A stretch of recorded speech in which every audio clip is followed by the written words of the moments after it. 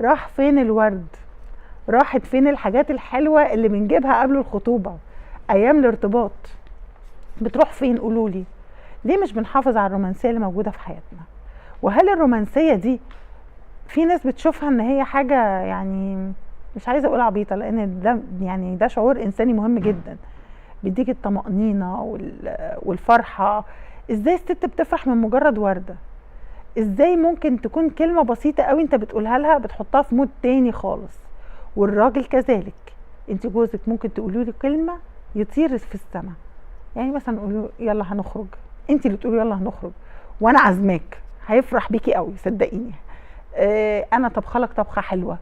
ما هو برضو خلينا نقول ان الراجل برضو طفل، كبر او صغر فهو طفل، اتعاملي معاه ان هو بيبي من ولادك. صدقيني الدنيا هتختلف.